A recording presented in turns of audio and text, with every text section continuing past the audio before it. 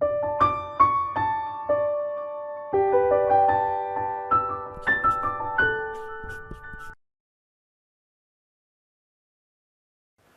everyone, welcome to the audit and attestation class. So in this class we'll be understanding in detail about audit documentation. So let's dive into to understand what all documentation required for an audit engagement.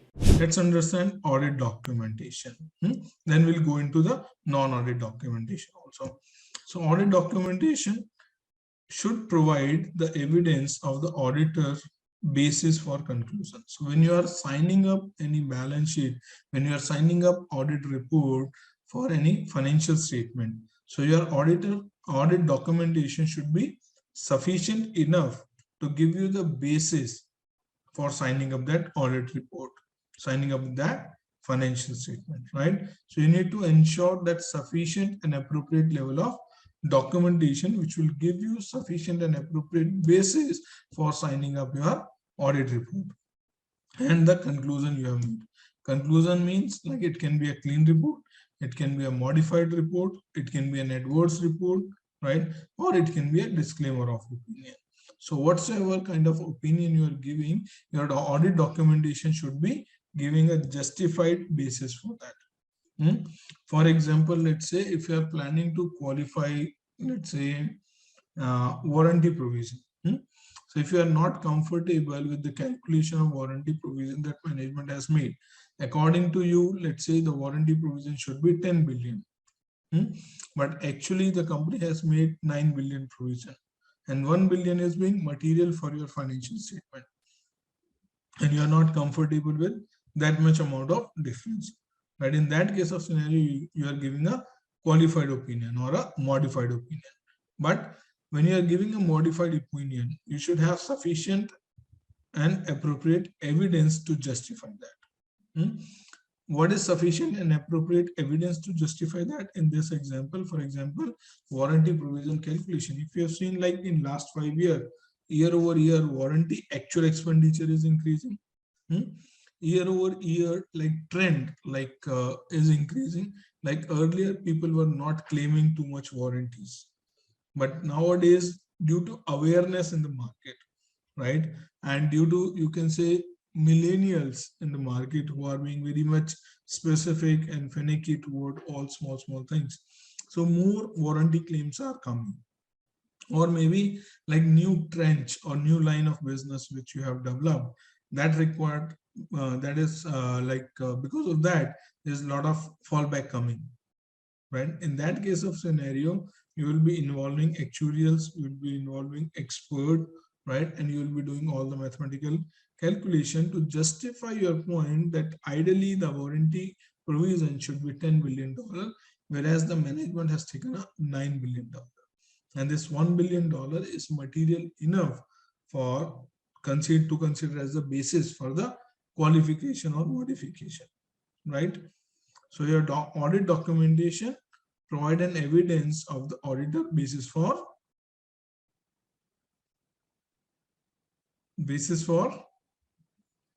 audit opinion. Conclusion or Conclusion. opinion, right? So that's the first point. Let's look at the second point. Documentation should be sufficient, appropriate, and timely. So why the documentation required to be sufficient, appropriate, and timely? What do you think? Like audit documentation should be sufficient or insufficient documentation should be sufficient? So should be fine. So we have recently discussed about that example where bank confirmations was not available. So if there's any finding, or maybe if there's no finding itself, but the procedures and all the documentation should be sufficient to support all the procedures which auditor has performed on the financial statements and other areas. So it's I would say the nature of the job of an auditor to be to have a complete documentation for whatever thing he is doing. So that's the main reason. And then we have a specified time limit for signing an audit. So that's why everything should be on a timely basis. Yeah, for example, if you have sent the confirmation to, let's say, your customer in the month of January to give you back the confirmation latest in 15 days or maybe in first week of February, but let's say 25th February is your report release date or signing date. But the customer give you a confirmation back in March. Would it be relevant if you gain the confirmation from customer after the report release date? Would it be relevant for you? No, not at all. Right? Answer is generally when we do audit, it will be like positive confirmation and negative confirmation. So we will be mentioning that if you do not receive any response, like we will assume this thing. In audit, we have seen so this thing. Yeah. So exactly, but that depends on the risk in that financial statement. Exactly, sir. It depends upon risk. If Exactly. the risk is low, then you can send the negative confirmation. But if risk is high, then you have to send the positive confirmation. Positive confirmation. Yes, sir. Right. But if you not receive a confirmation, sir. Sorry. Sir, as per my knowledge, sir, if you do not receive within time, definitely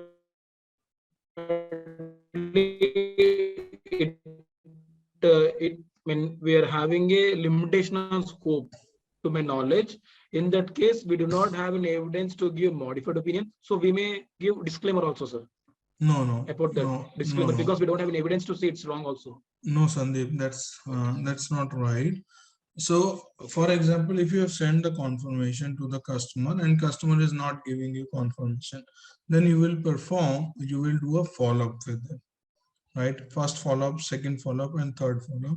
That is being the responsibility of the auditor. If despite of 3 follow-up, they are not giving you confirmation, then you need to perform alternate audit procedure. So what will be the alternate audit procedure? That means you will be testing their invoices, shipment document, and the collection in subsequent period. So you cannot say like I am disclaiming the opinions. If management is giving you alternate supporting documents, then you cannot disclaim it. Exactly, so I agree with you. Exactly. Right, everyone on same page? Sufficient, appropriate, and timely documentation? Yes, sir. Yeah, it was after we put the documentation into the archival that we cannot change it, right? Yeah. That is once we have issued the report, the audit report. After that, within 45 days, we have to put it in archival material, and after post that, we cannot change it, make any changes, right? Yes. So documentation. The question that you asked in that case, if we have to receive a particular confirmation, we can obviously not add it after audit report has been issued, because we won't be able to, within, or we can update within 45 days from the issue of audit report, the confirmations. Yes, right. But is that relevant, because we have already issued the audit report? Yeah, that's a very good point, Ayush. So really very good point here. So for example, let's say Ayush and Sandeep are CPA, Rahul and 𝐂𝐡𝐚𝐩𝐿 is a company, right? Ayush and Sandeep is doing audit of Rahul and 𝐂𝐡𝐚𝐻𝐿 and company. And let's say Kamal is their customer. So Ayush and Sandeep has sent the request to me to give the confirmation on the amount due to 𝐂𝐡𝐚𝐻𝐿 and Rahul, right? And I have given the confirmation. Let's say I have issued the confirmation on 28th of February, which is being received to the auditor, let's say on 5th of March. But they have already, let's say, signed up the balance sheet and audit report they have issued on 25th of February, right? That is the scenario you're saying, right, Ayush? Yes, sir. Yes, sir. Right. So in that case of scenario, for example, let's say my balance due in the accounts were, let's say, 1 million, and I have given a confirmation of $1 million. Then it is because before issuing the report release date, you have not received the confirmation from me. So then you have already applied the alternative procedure. So that means you have already tested my agreement, you have already tested my invoices, you have already tested all the shipment document, and subsequent collection you have received from me. Then only you might be issuing the audit report, right? After gaining the comfort by the alternate procedure. And now I have already given you the confirmation letter. So this confirmation letter will be just an added document to what you have performed, and it will be, you can say, in line with your expectation. First case scenario. Okay. Second case scenario, if I say my balance is not $1 million, balance due to me is $2 million. I need to receive $2 million from the company. And you have tested everything for $1 million. So it would be a surprising factor for you, right? In that case of scenario, for you, it is required to do the reconciliation between what is $2 million due and what is $1 million due, right? For example, the difference is, let's say in the January month, company has issued additional shipment of $1 million to Kamal, right? As I am writing the confirmation on 28th of February, I have included that also. That means total balance due is $2 million. Okay. Right. Okay. So that is generally the reason, because like customer are not an accountant then. So they do not know. They say like, today I'm writing and how much is being due in my books, and accordingly I'm sending you the confirmation. They do not understand what exactly we are looking for. Most of the time it happens. In India, to bahut zyada hota hai. In US, people are still more literate, but in India, most of the time it happens. Then you will be doing the reconciliation, like this is the subsequent invoice the company has made, and this is the subsequent shipment that company has made, for which the customer has taken the account balance. So then it is your responsibility to add the one more document, which is a reconciliation between the balance confirmation received and the balance due. So this is after releasing the report. Yes, because within you that have received 45 the days frame. confirmation later. Because you have received the confirmation later. Okay, that within that 45 days frame. Yes. So these kind of cleaning up activity requires some time. But sir, in case if we are not able to find a particular reason for that, when we prepare that reconciliation, and we find that there was actually a difference, and we have not taken then it you rightly, need to then revise what? the report. If it is material and significant, then you need to go back to the management and require the revision of report. That is in 5th chapter. We'll be studying conclusion of it. Right? Okay, sir. Cool. Okay. So far, so good. Okay, let's go to the third point, document. This is very important point. This isko to ekdam rat lo, to be very honest. This should be in your blood and breath. Documentation should enable an experienced auditor, that is your reviewer, peer reviewer, PCOB, who has no previous experience of specific audit. So this company audit, they do not have experience of this company audit, right? But they will be in a position to understand the nature, timing, and extent of the procedure you have performed and the conclusion you have made. So your documentation should be sufficient enough to make your reviewer comfortable so that they can understand what is the nature, timing, and extent of audit procedure you have performed and how you have reached to the conclusion. So your documentation should be self-explanatory. Make sense? Yes, sir. Yes, sir. Yes, sir. Just me. 1 second.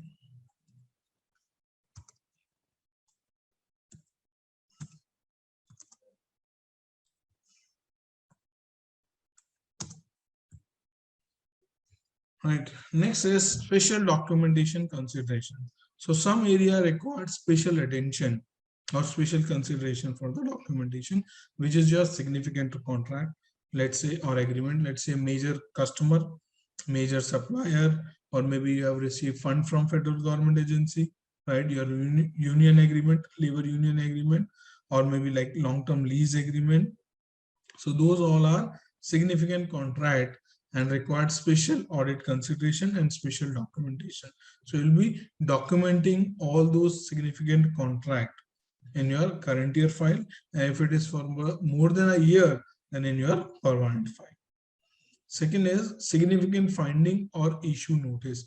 If you have noticed any summary of adjustment difference, right? So where you have any difference of calculation in terms of number, and what management has calculated is different, and the difference is material. So that comes under the SAD, summary of adjusted difference, and which management has agreed. And there might be summary of unadjusted differences, which management is not agreed. Then there would be SOCD. SOCD would be summary of control deficiency. And then your management recommendations. So all those things you need to appropriately document, and why you reach to certain conclusion, that also you need to mention in those documentation. And resolution of inconsistency. That means there is a difference between what you have calculated and what management has calculated, and how you reach to those in any resolution with the management. Right? If there is any difference of opinion or difference of calculation between the management and auditor, so those are inconsistency, and how you have resolved those inconsistency. Right? Those also required a special attention for the documentation purpose. D point is departure from mandatory audit requirement. So ideally, if you are doing an audit of issuer, you need to follow PCOB auditing standard, right? And if you are doing audit of government entity, which audit standard you need to follow? GAGAS. GAGAS. And if you are doing audit of non-issuer, then which standard you need to follow? AICPA standards. AICPA. Yes. Right? So for any reason, if you are not in a position to follow that auditing standard which is required to be followed.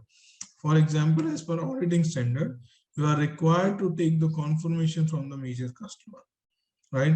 And now major customer is in Ukraine. How do you get the confirmation now?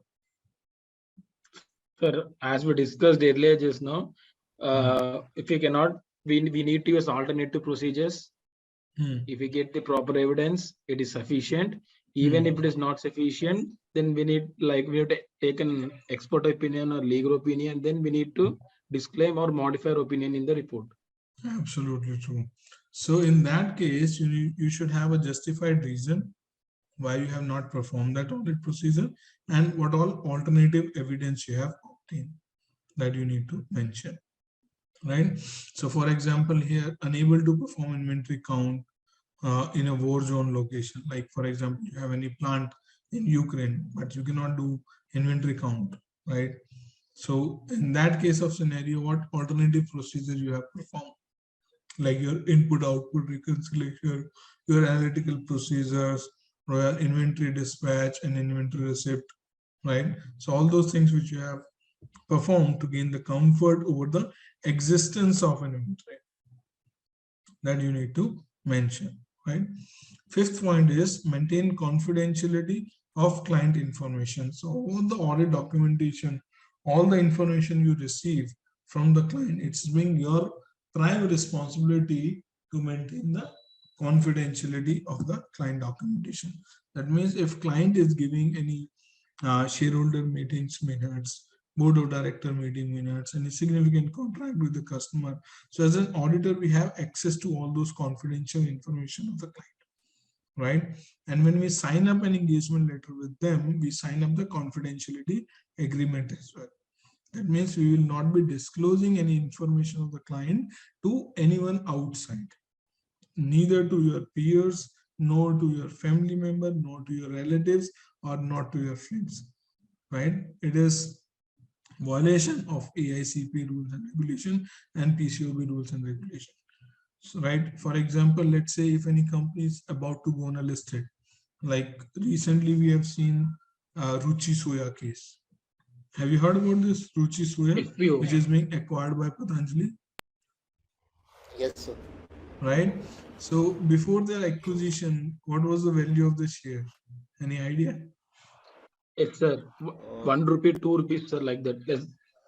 And what is the post acquisition? What is the post acquisition? It has reached nearly 1500 rupees. No, 400. 1400, sir.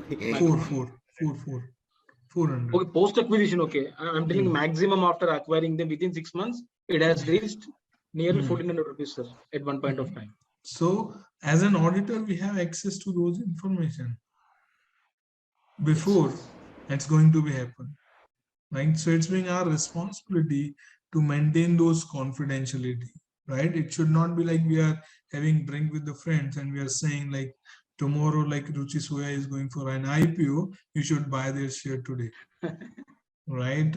So you should not do it.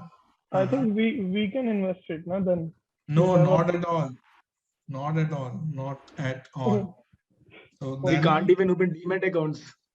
So then be ready for imprisonment. If you are doing any such things, then be ready for imprisonment, fine, penalties, and so many other things, both at criminal law and civil law. Sorry, civil law as well as with the PCOB and AICPA. okay. Right? Don't even think of buying shares of your customer. Then you are not independent. Sir, if it's a coincidence that I believe that the price of that following share will raise, and I am also auditing that, but my understanding is that I know that it will be increased in future. So it's just a matter of coincidence. Then also they will be questioning on our independence.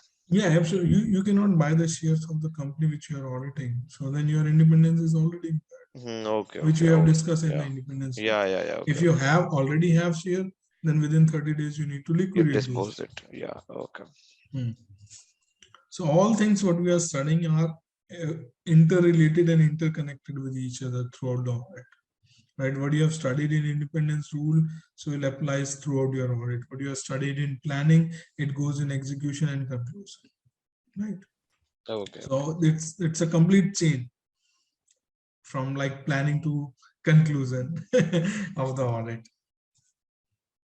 Okay, 6th point, ensure appropriate control for audit documentation to clearly determine who and when created, changed, and reviewed the audit documentation. So this is a quality control standard you need to ensure for your firm policy.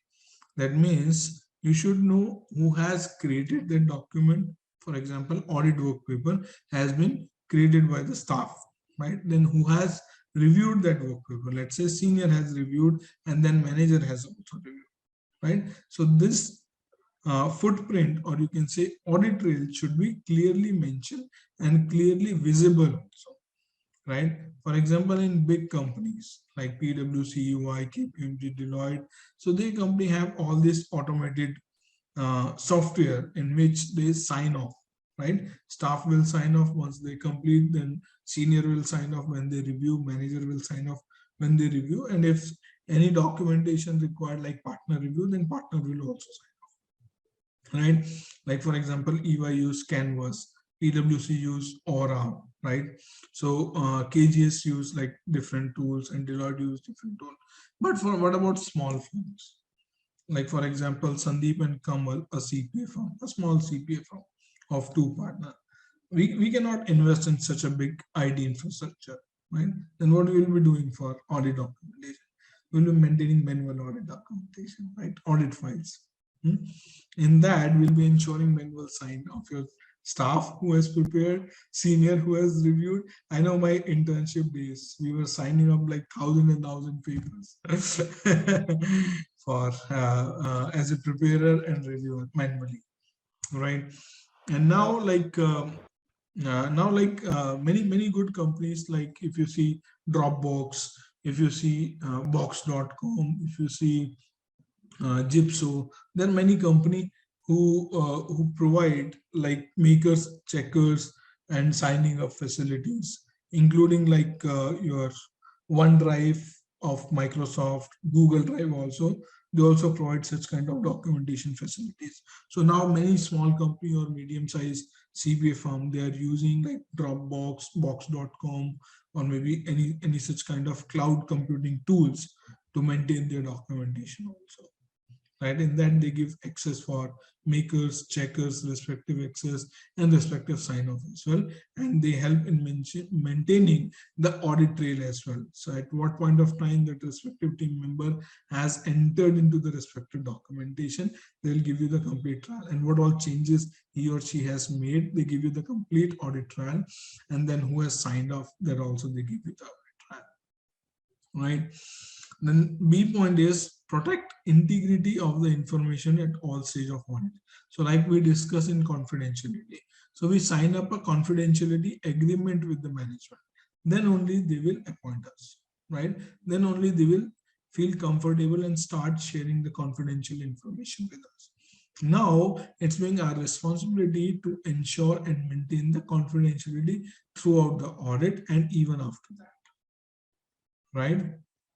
C point is access control to prevent unauthorized access.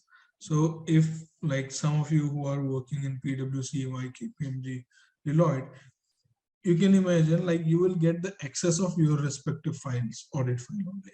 You'll not get access of like Facebook, Amazon, or any other company, right? Your company might be doing audit of let's say 1,000 clients, but you will get the access of that respective client for which you are authorized to perform the audit process, right?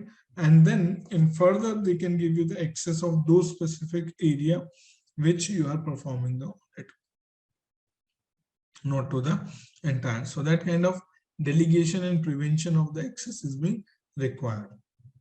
Make sense? To ensure the documentation, control over the audit documentation.